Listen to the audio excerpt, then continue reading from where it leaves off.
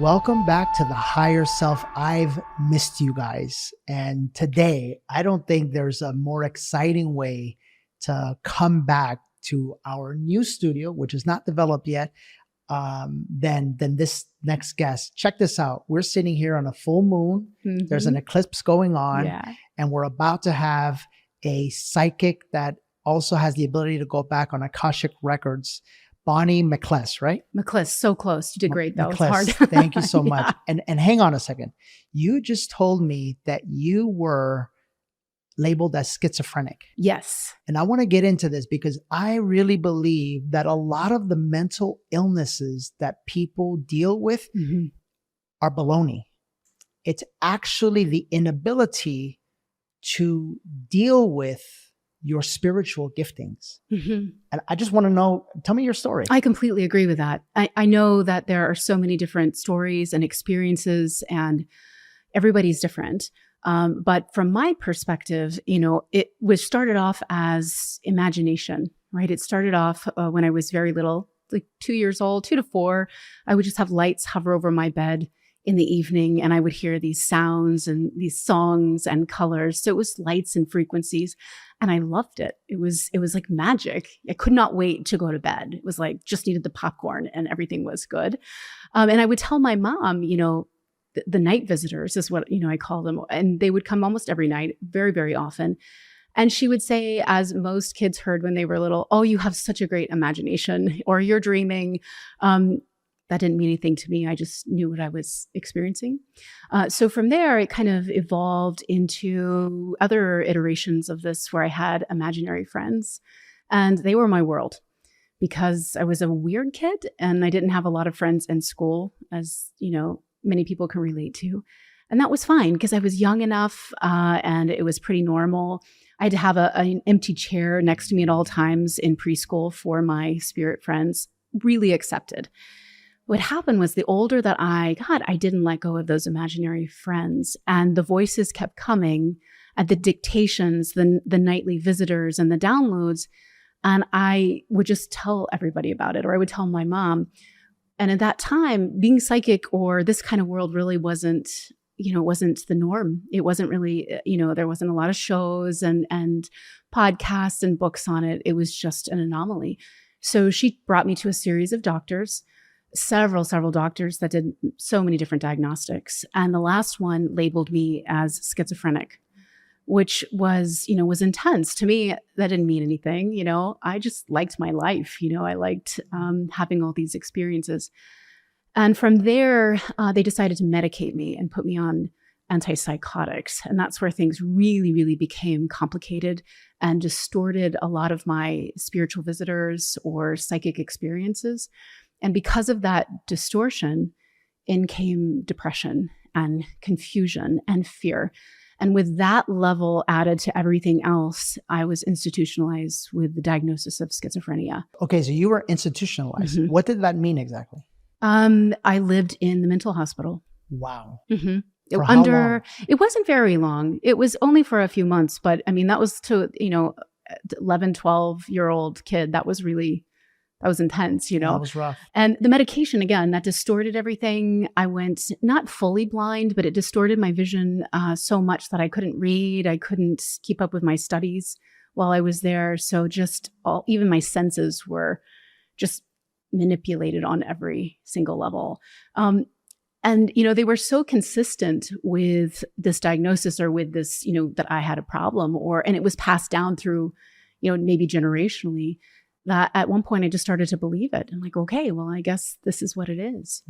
They would say, Bonni, these are hallucinations, So I just accepted it at that point into my very early 20s when I decided to try one more go at mental health. It was just a local therapist. It was a shot in the dark. I'd had really fancy and expensive doctors my whole life. And I just went into her office as a Hail Mary. It was so, so sad and depressed.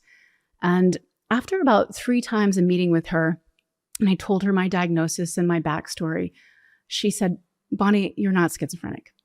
And, I even argued with her. I'm like, no. Yes, I have the documentation. This is, I'm like, she said, no, you're psychic. Wow. And I really didn't know what that meant at the time fully. I mean, I'd heard of psychics, but I didn't know, what all that could or did entail. And it didn't seem relevant. It didn't seem me, because what I was dealing with was so caustic and crazy and, just shadowy and weird at the point I came to her. So it was truly this woman who gave me a different program, a different way to look at it. And she slowly put me through a series of, I guess you could call them like tests, or things to do, everything from remote viewing to reading her or reading people that she worked with. And that's how I started to really kind of go, okay, maybe this is a thing. Yeah. I love this, Bonni, and I love this so much for the people who are listening. And my hope and my prayer would be that you would share this episode and this conversation with anyone that has been labeled with a mental illness, because I don't believe in mental illnesses. I don't. I don't care what you say. I don't care what certificate you have. I don't care what doctorate you have. We are born perfect in the image of God, whole and complete. Yes. I believe there is a massive machine that profits off of the diagnosis of human beings and feeds our bodies, which are not intended or created to have these medications, and profits off of these diagnoses. When in reality, what I have seen happen through all the journeys that I've had is it's essentially just people who are either disconnected from their heart, some fear-based trauma drove them into the mind, or have a gift that no one has taught them how to develop and how to nurture. It reminds me of the cartoon X-Men. Yeah. Like I really see all of human beings as X-Men. Me too. We all have wonderful gifts, right? And they're all different, but they're all meant for the healing of humanity. Absolutely. And well so said. this massive machine doesn't want the healing of humanity. It wants the entrapment of humanity. Yeah, absolutely. And there's so many levels to look at this. Yeah. I mean, there's so many layers. I've gone through anger and resentment. And then, once you journey into getting into your heart and really opening up, you get to this incredible pivot place where you're like, oh, I needed to walk through all of that. That's right, too. That's So, right. It's all perfect. And in a very, I guess some people would look at this almost, our experiences to be like a sorority or a fraternity hazing. And I think that these kind of things have been these monopolies of putting labels on people or putting people in a box. It happens in so many different areas, and it has since the beginning of time. So I do, I completely agree. I hear labels, and my first instinct is like, probably not. There's all of these different gifts that are kind of bubbling up. But at the end of the day, from my perspective, the way that I've worked through a lot of that really, really traumatic stuff is getting to that point of, oh God, that was the strength training necessary to become the channel. Yeah, to be able to go forward. And, it's in every culture, there are these tests and these trials of the mind, body, and spirit, because, we're trying to get to love and light in our ascension. But as as you're opening up in your spiritual journey, man, it's like chaos. It's not always beautiful and sweet. Bonni, I want to talk about this. I don't know that I've ever gone this deep into this subject on any episode before, but I know as well as you do that our reason for being here in this playground is to return to love. That's right. Yeah. Right? Yeah. And we all have to go through our own different, trials, tribulations, sometimes it's death, sometimes it's breakup, sometimes it's illness, sometimes it's misdiagnosis. Sometimes for me, it was religion. Yeah. Yeah. Like that's why I have this picture of Jesus here, because it reminds me, I call it like the Christian Jesus and the real Jesus. Yeah. Right. Yeah. And so I've been very public about this. I had to like let go of the anger of that because it was all perfect. Yeah. Like I had to go through what was not true to find the truth. Yeah, it's the polarization of Earth, isn't it? It really is, Yeah. And so my question is, from your perspective, for someone who's like maybe listening to this episode going, wait, what? Our whole purpose is to return to love? Like, what does that mean? What does that look like for a typical human being who's living life? For sure. I think, again, we're like little snowflakes, right? Every experience is unique and different and beautiful. But what comes to mind in my experience and dealing with thousands of clients over the years is this one focus of separation versus unity.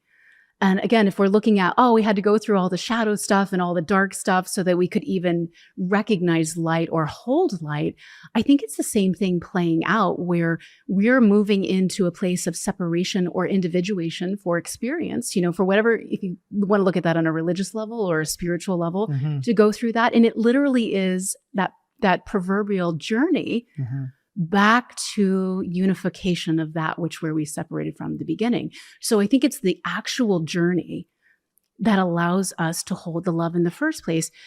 People think the hardest, and this is a really crazy thing to hear, but people think the hardest energy to hold or to experience or to receive is hate. That's not what I've seen in people. The hardest energy for them to hold and carry when it comes home is love. Love. Yeah.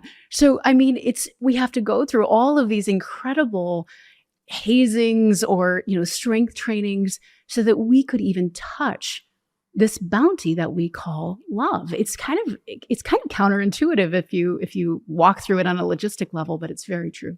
So I've recently been obsessed with learning about supplements because I found out all of the shady tactics that happen in the industry, like how natural flavors are far from natural, or get this, how some vitamins are derived from GMO corn syrup. I know, it's disgusting. This is why it's so important to trust the company you buy your supplements from, and there's only one company on planet Earth I trust, and that's Kono. I've never seen a higher standard in the industry where literally every single ingredient is ethically sourced with intention. I've been absolutely loving their full body hydrate product. It's the most comprehensive and I think best tasting electrolyte on the planet. It helps my brain function. I feel like it's helping my skin. I feel more hydrated, and overall, I just feel incredible throughout the day when I drink it. But all in all, guys, all of their supplements are incredible. I'm passionate about sharing them with you guys because these guys have your health at heart. Check them out at kononutrition.com/Danny and get 10% off your order. Again, that's kononutrition.com/Danny for 10% off your order. Could you explain something to me? For me and my journey, what made me go so deep into this journey was the fact that I saw people I loved die without ever returning to love. At least from my perspective, maybe they did, but what happens there? The way I think of it is, some souls come in and they have to come back because maybe the lesson wasn't learned or it wasn't, right. I guess the way I'm saying, the message that I'm getting or the download I'm getting right now is that it's like, if in this lifetime you do return to love, it's probably because in other lifetimes, the same way this lifetime was a journey, it's like the end maybe of a whole bunch of other journeys that your soul had to go through to get to this place where you could return to love. Is that true? I think absolutely. I think there's that is one level of it, right? Of course, it depends on how far into the infinite space, but I completely agree. I also think it's like your perception of love or your perception of what was completed or what wasn't completed. When we watch loved ones die or go through tragedy, it's confusing and it's really evident, especially if people die in a tragic way or live their life with what we see as a closed heart. We really don't know what the soul's working on. Just exactly what you said. It could be, it's a collaboration. It's all of lives coming together so that you can learn this theme or this lesson. And one of the ways that my guides show me this is done, is if you can imagine your entire family sitting down at a Thanksgiving meal, an entire lineage, and you're all eating the same meal, but everybody's grabbing a different part of the turkey or a different part of the pie. We're all working on this theme or formula of suffering, but from different vantage points. So I see people, and even in my case, who've suffered with mental illness or addiction because they couldn't handle this gift. But that literally paved the way for me to be able to do it. That's right. When I have seen higher worlds and I've been shown kind of this a Rubik's Cube of how it all fits together, just versions of it, not that I understand it completely. You know, my own mother who struggled with addiction and just all kinds of different emotions that she couldn't carry. You know, they've showed me from higher worlds, our souls sitting together in perfect unison and her saying, okay, this is going to be rough. I'm going to make your life hell, and, it was an honor from that perspective of light and understanding. It was an honor that she would lead a life devoid of love or peace or freedom so that I could learn in the abstract of that experience. So, what is love? Is it the gift That's of right. learning? That's Is it the gift of expansion? Because if that's the case, then those people we don't think necessarily got it. Maybe they didn't get it from our perception, so we could. And again, that brings us back to this idea of everything is connected and perfect. Yeah. It's so interesting because one of what finally helped me to like heal my mother's passing was, in many ways, I literally got this message or this vision where we were together. And before we came down, she said, okay, I'm going to go down there and I'm not going to have my mother and I'm not going to have my father and I'm going to give birth to you. So I'm not going to be able to show you what love is so that you could eventually find it. Oh, and by the way, I'm going to die young through an illness that is going to seem confusing to you. She had lung cancer and the doctors, it just didn't make sense because she never smoked a day in her life. But then I later realized she was carrying grief. Yeah, she was carrying grief in that lung. And then I saw how perfect it all was and how loving it all was that she came down knowing that this was going to happen. Exactly. Yeah. Like, it kind of reminded me of the story of Jesus, quite frankly. Right. Absolutely. Yeah. And that like blew my heart wide open. And I'm bringing this up, guys, if you're listening, because you may not understand it right now, but I can tell you with 100% sincerity that, your parents, maybe they didn't treat you the right way, or maybe they didn't give you love the way that you thought that you deserved it. Mm-hmm. But trust me, someday, if you open your heart, you will realize that it was all perfect. Absolutely. I completely agree. Boy, that's a beautiful day when that all comes together. Yeah. And really, that's like the message of forgiveness, I guess. Yeah. That real transmutation of dark into light. And that's, the essence of why I think we're here. Yeah. For sure. For sure. Yeah. Talk to me about, when you say we're here, where are we at as a collective right now? On the brink of change, definitely. If you're on Earth right now, you're like, what is going on? I think we are in the detox phase. I think we are shedding all of those things that we were taught in the dream. And we're learning to be human in a higher and awakened state. So it means we're shaking off all of the Sandman and all of the old things we were taught. And it's like we're waking up as babies and in some ways going, okay, we don't know what to do. Who are we? Nothing we ever heard was true. Where do we begin? So, I mean, it truly is this quintessential beginning of a timeline, I feel like. And, our ancestors, the great Maya, they talked about this. They talked about, this 2012 shift in the end of their long calendar, and not right at 2012, but the exceeding decade and a half, going forward, that we will be moving from what they called a solar center to a cosmic center. Now, what does that even mean? I mean, we're opening up to all of the iterations of what life is on so many different planes of existence. And so it's like a frontier, we're pioneers. And I love to tell people, if you're here right now, you're a warrior. That ex you can't stand and you're like, no, that was a blip on the matrix. No, if you're here right now, you are definitely a warrior of light, because it's going to take everything we've got, the strongest, the fittest, the most agile to rebuild and to keep going forward. It's unprecedented. what we're love that. going through. I Yeah. love that. And where are we headed? I'm told by my guides that we're moving to a unity consciousness model. We're kind of working with a system that shows a hierarchy, leaders, people that are in charge, follow the leader or, follow the rules. And a lot of our memories, a lot of people I'm noticing are having like spontaneous past life memories come up or deja vu moments or just dreams and prognostications. All of this stuff is waking up in this timeline as we're expanding.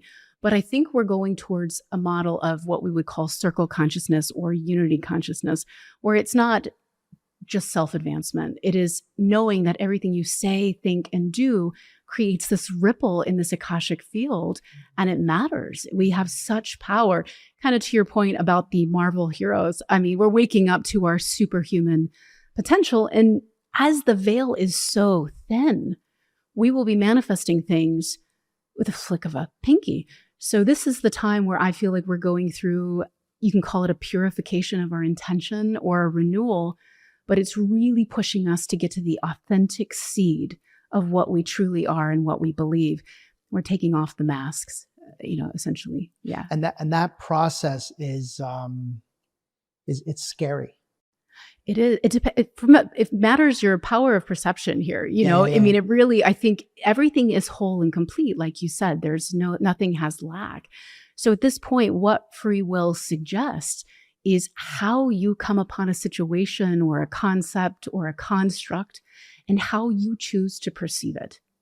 And if you look around, a lot of people are struggling with that. Like we're in for it. Look at all the things that are going down the tubes. But the warrior of it all, the growth, the strength of it all is going to be someone who can reach for seeing the good or the outcome being a higher one. I mean, it's a really interesting challenge for our gift with free will, I think.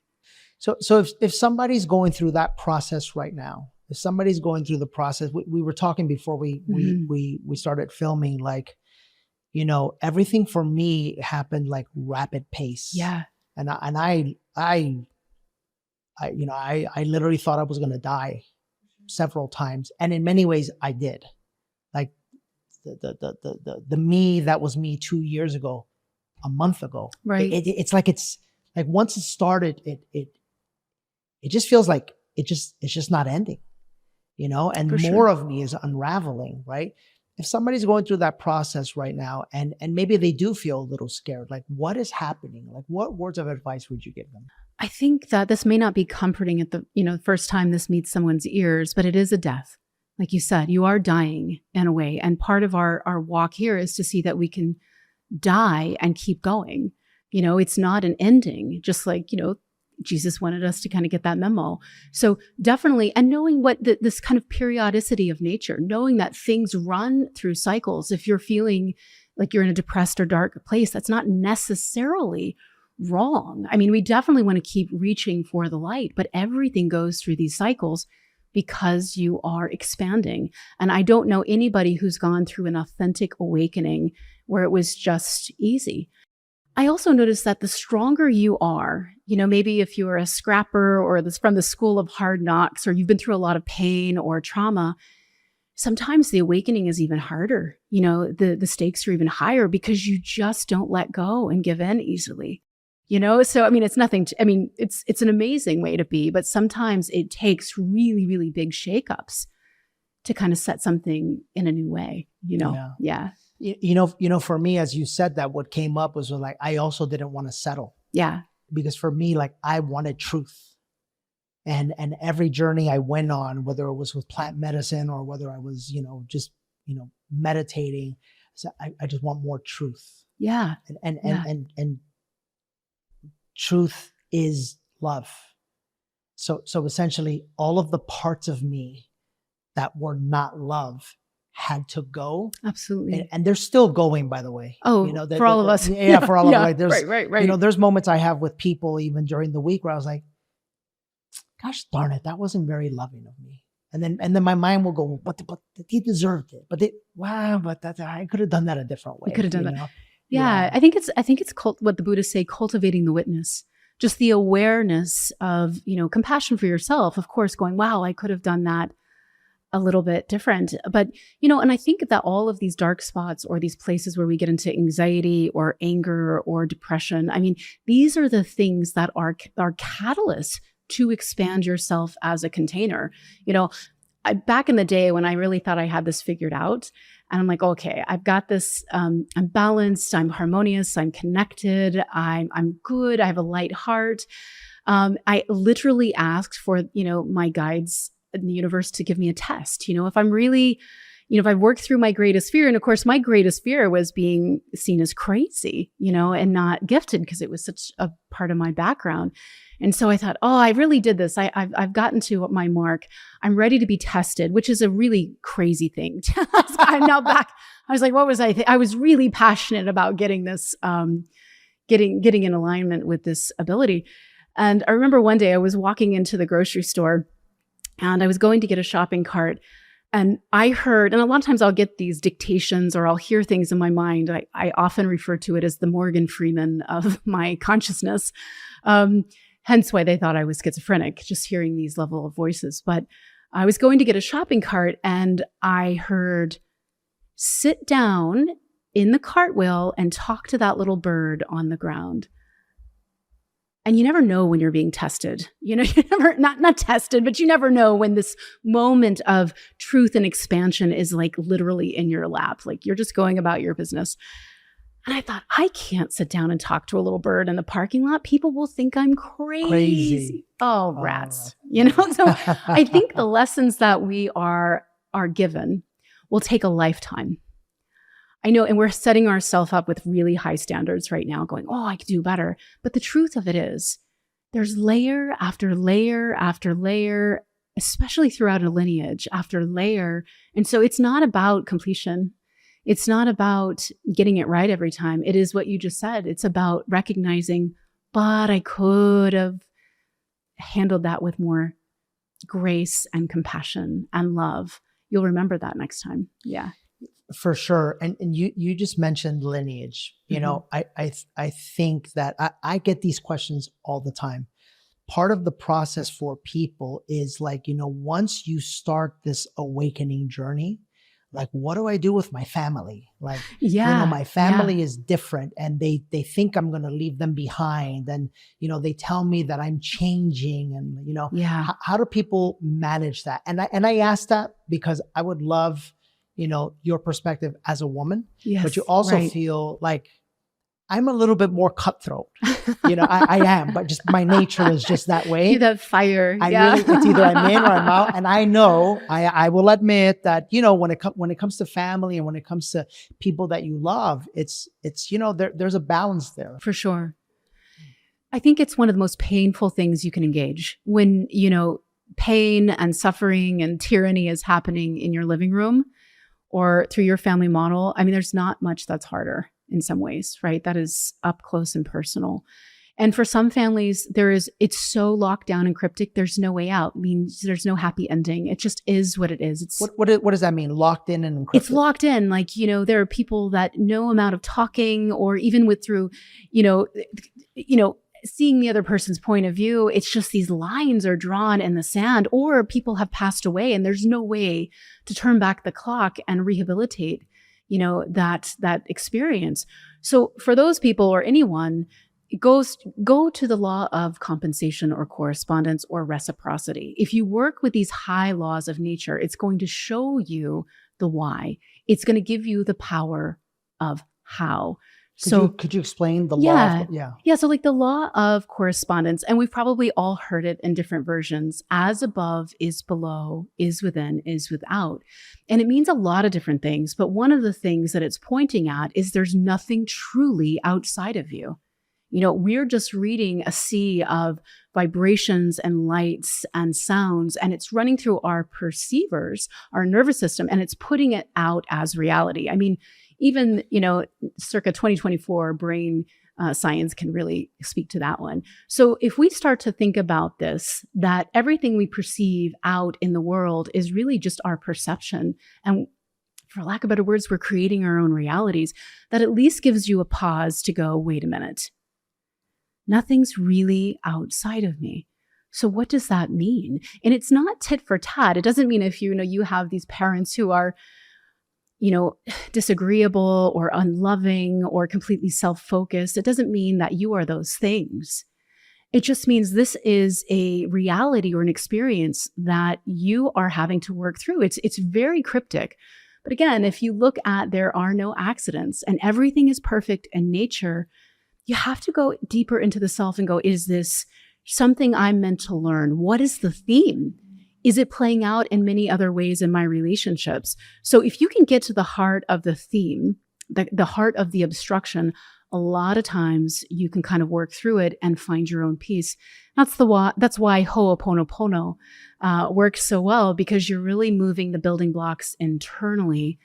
On the outside, by the laws of energy and nature, it has to change. It may not mean that you have a big happy family, but it doesn't hold you back or put the compression on your heart and, wake you up in the middle of the night. You literally move past that limitation, which was the thing that caused the expansion to happen in the first place. Yeah. So I want to take this to a practical issue that a lot of human beings are facing, which is relationships. Yeah. Nowadays, it feels like a hot topic. Yeah. And one of the things that I get asked a lot, it's like this terminology, where are all the good men at, right? Yeah, right. And I know the answer to this, but I would love for you to explain it. And before you do, I want to preface this by saying that, like, I remember growing up as a Hispanic person here in America. I was told that I was a minority, right? Which is separation. Yes, it's the energy of separation, definitely. right? And I can honestly, legitimately say that when the thoughts of or the energy of racism died within me, right, I literally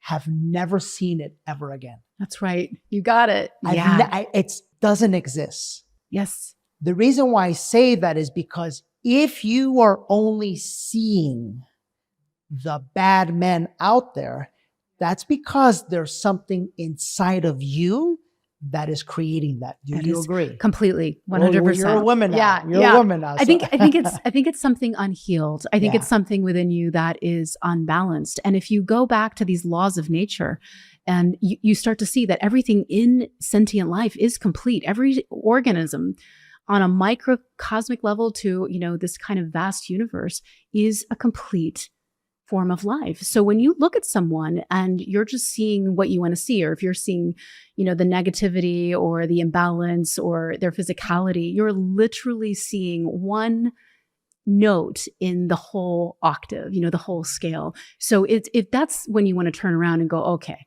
if I'm not meeting somebody that's in harmony with me, where am I stuck, or where am I resisting? I really, truly believe, and this is a wild statement, Danny, we could be happy with anyone. Yes. Anyone on the where, Walt Disney, I blame him for Mrs. Right and Mr. Right. And there's one soulmate. Yeah. And I just don't see it. That's not what they give me. They say that you could be happy with any life form because, it's all this interplay of, learning and experiencing. If you just know how to look at it right, you won't run into any wrong person. So yeah, I completely agree with you on that for sure. Yeah. I hope you're enjoying this conversation with Bonni. And if you are, we've got so many more like it coming. In order to not miss these episodes or the weekly clips that we provide that will help you in the 3 energies of human mastery, how to change your financial life, how to change your relationship life, and how to heal yourself physically, emotionally, and spiritually, make sure to subscribe right now to the channel. Trust me, it'll be the greatest decision and action you take today, because the value we are committed to bringing you is going to be life-changing. Go ahead and subscribe right now. Yeah, it's really crazy, guys, as you're listening to this. I hope this is hitting you, and I hope you understand that whatever you're seeing in the world, whether it's you keep attracting the wrong kind of partner, or maybe you're struggling financially, or whatever it is, it's because you're a creator of it. Yeah. Yeah. And it actually literally might be all woven into the karmatic system. I think that's where it gets kind of complicated. People are like, oh, I'm trying to uncreate it. I think also you have to go really, really, really deep and ask, what are the themes? What is the fabric of this reality and this life all about? What is the purpose? What are the resistances? I mean, again, it might be multiple lives accumulating for you that have given way to this, belief in an illusion or this pain body. How deep can you go back to the root system? That's why I love telling people, if you want to know who you are, just go jump into a lot of past life regressions, because what will emerge is a theme, a lack of forgiveness, a fear, a system of anger. You'll probably see it born throughout your lineage patterns as well. And that is the heart of where we do our work. I think we're working a lot harder instead of smarter a lot of times. Yeah. What is a past life regression? And you also said a karmic. Yeah. I think because I just want to make sure that they understand these terminologies. Sure. Yeah. So past life regression is the attempt to go back and look at other lives you've led. Now, I don't really know that they're past, they're most likely parallel, but it's taking a snapshot of your soul incarnation with different people, different places, a different job. Yet I think it's the same obstacles and it's the same talents. I tell my clients, you've had the same talent and ability every single life that you incarnate. And that didn't come from me. That's like ancient, Eastern philosophy there. We're bound to mastery. We're bound to master something. What is that? Obviously for you, it's manifestation, it's creation in light and fire. And when you start to know that and go, these are my talents and gifts, you really can align and start to create momentum and movement. I think when we start to look outside of ourselves and measure ourselves to other people, or, stick our measuring stick up to somebody else's success, we start to dilute what we're capable of creating, right? So we're looking, I want to be like her. I want to look like him. That's where we start to lose our power. That was a message for me, by the way. Oh yeah. And I say that humbly to let you all know that even after all the work I've done, I still do that. Yeah. Not in a negative way, but it's like when I'm trying to envision, maybe what the business can do or what my reach can be. Yeah. I try to compare it to other people. And I know, and hearing you, and I know through what I've experienced, is that that's my limited self. Man, that's a hard one. It's everything that's around us. And, the irony that I have explored, they've taught me this, my astral teachers, is the more that you move in and you center yourself in your own being, you become a radionic force.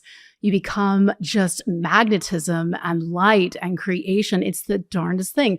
So in the sages and the yogis and the saints said, go within, find the God within.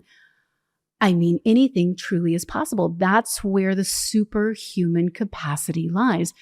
The problem is the shadows, the fears, the pain all suggest in our inner subconscious world, you're not good enough. That doesn't mean you. That's everybody else, but you didn't get that at factory warranty. It's not you. And that's because the root wound of separation is at play and loud. But yeah, as soon as you go within and really focus on your peace, you just take off like a rocket. It's incredible. You know what's interesting? For a while, my greatest fear, because of my background with religion, and when I discovered the truth about Jesus and separation and religion, and I wanted to start talking about it. Yeah. Thing is, I think when I did, I talked about it from the wrong energy, because there was still some anger in me. Some anger. Yeah. But my greatest fear was they're going to kill you. Right. Like they're going to kill you because you're telling everybody the truth. Yeah. And you know what I've learned? And this is something that I hope you guys can grasp as well. I've learned that like wherever your greatest fear is, that's also where your greatest truth is. Yeah. It brings to mind when you say that, that's such a powerful thing to talk about. For me, when I left the institution, really complicated life dynamics. There was domestic violence, and my mother was trying the best that she could. And she put me in a very remote school out in the deserts of Las Vegas that was just a bunch of trailers linked together. It turned out to be a Christian cult. Really? And so entering in the first day of school, it was really, really intense. I didn't know anybody there. I remember looking around, everybody had blonde hair, blue eyes. Like it felt that way anyway. Everybody was so pretty and pristine and proper. And I just like, oh, I don't belong here. I'm just kind of like this, rag doll in the situation. But the teacher stood up there at her desk and she said, let's bow our heads to pray. And she said, and I'm paraphrasing through my little girl ears, but she said, let's pray that Bonnie's, it was my father, we had a restraining order against my stepfather at the time, finds us, comes here today and kills us all so that we can go home faster. And that was my first day of school. That was my first day of school. And I was like, I was embarrassed, from a child's perspective, I'm like, oh, I'm really not going to fit in. And, through that school, it only became more complicated. We would watch a series of movies called Mark of the Beast. Back then it was all focused on rapture, the end of times, the locusts, the programming, all the things every single day. And because I was on medication for schizophrenia, they told me, wow, that's Satan in you. And they performed their versions of exorcisms. And it was so crazy. And I pretty much had my fill. So they convinced me to get off all my medications. So if you know anything about medications, these antipsychotics, you don't just stop them cold turkey. But I did because I believed them. I didn't want this terrible negative force inside of me. So I got off those drugs altogether. And one day I'd hit kind of the peak of pain in that situation. Couldn't take it one more time. And I just took off running in the desert, ran all the way until I found this nice old couple in a trailer. They let me in and I never had to go back. I told my mom everything that was going on. But the purpose of me sharing that story from a point of trauma and just insane experience was actually the impetus of helping me get off the distorting drugs that were holding me back from my higher world. So that literally was one of the best things that ever happened to me. That's right. But then I had to undo and work through the pain and fear of, what they were telling me Christ was about or the end of the world. But I find now having an acute reference point from that, even though it's, from an extremist version of Christian, because there are no accidents and you can see the power of somebody's message and future in their past, I find myself being this teacher of hope in times of transition. Yeah. And in times of a lot of fear, I'm like, the power's within you to choose. That's so right. Again, back to this, I know these are hard times, but nothing is accidental. I love that. Yeah. Thank you for sharing that. Yeah. What would be your final message for people that are listening? Invoke the power of free will. And what that means is you get to choose where you tune in through your perceivers. We all know we need to live through the heart and live a heart-based life and forgive and be compassionate. But what does that really mean? It means choice. It means free will. Slowing down and taking an accounting of everything in your life and making a conscious effort. It's not easy. To say, I'm going to choose to see where this does work or see the why and how I'm expanding with the pain. You have the choice. I love that. Yeah. Thank you for sharing. Thank you. How do people hear more about you or? Yeah. I have a website, psychicbonni.com, where I do individual sessions. I'm also a hypnotherapist. And I also have a retreat center in Hot Springs, Arkansas. It's a massive geodesic dome in the middle of nowhere, on top of crystal mountains, where we do a lot of intuitive training and breath work and sound therapy. Nice. I love that. Yeah, it's pretty cool. I love that. If you don't mind, I think I'm going to take advantage of this and have a session right now. Oh, yeah. Yeah. I mean, we might as well. Yeah. Thank you so much Sounds for being good. here. Yeah. So good. Are you on Instagram, by the way? I am. Yeah. Yeah. Akashic Consciousness. Akashic Consciousness. Mm-hmm. It's a mouthful. Yeah. Thanks for being here. Thank you for having me. So I hope you enjoyed this one. I know that I did. And I hope you can see how the world gives us these diagnoses. And maybe this has happened to you. Maybe the world and society, your parents, the people around you have told you that you are a certain way or you cannot be a certain thing. I've got to let you know that that's a bunch of BS.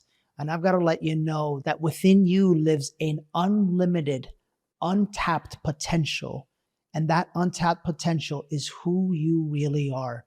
You truly are love and infinite abundance. And if you are ready to begin the journey of discovering that potential, I want you to join me at Awaken Your Highest Self.